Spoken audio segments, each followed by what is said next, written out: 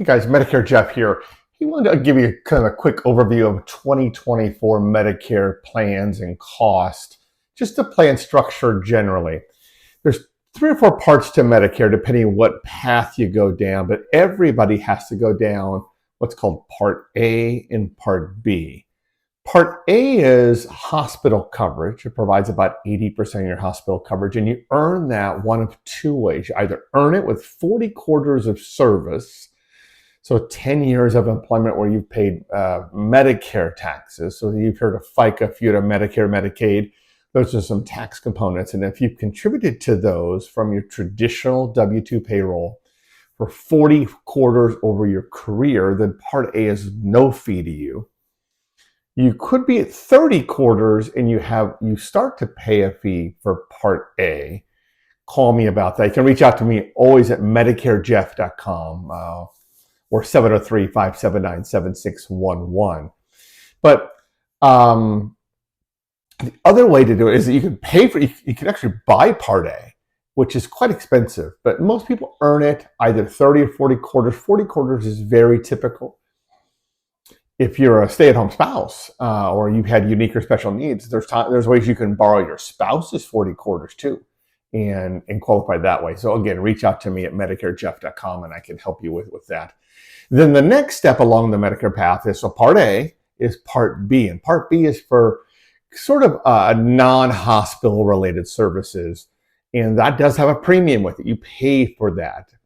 So you earn Part A, and then you enroll in Part B and start to make that premium. And that premium for 2024, the standard rate, some pay less, some pay more, but the traditional rate is $174.70 a month.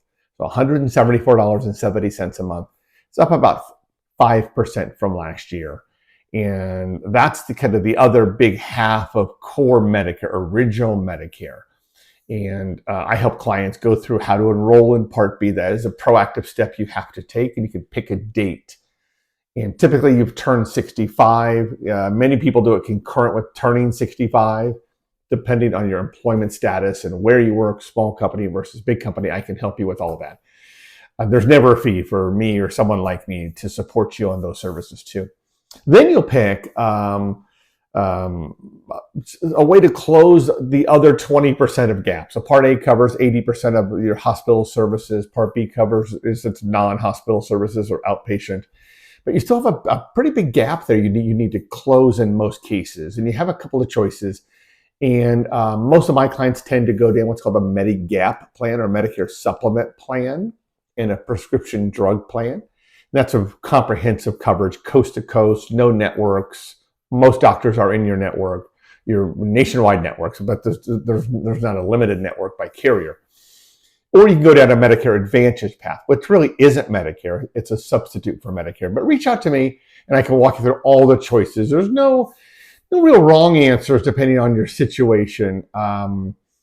Nothing is free. So you hear, free Medicare. No, it's not. And I can walk you through why it's simply not. That's not the case. So there's different situations. If you have proceeds set aside now for your health costs, that may drive you down a certain path. If you're month to month and you don't have the resources to have a large out-of-pocket deductible, then I'm going to advise you to go a certain way, for instance. So reach out to me, MedicareJeff.com. Thanks so much. Bye.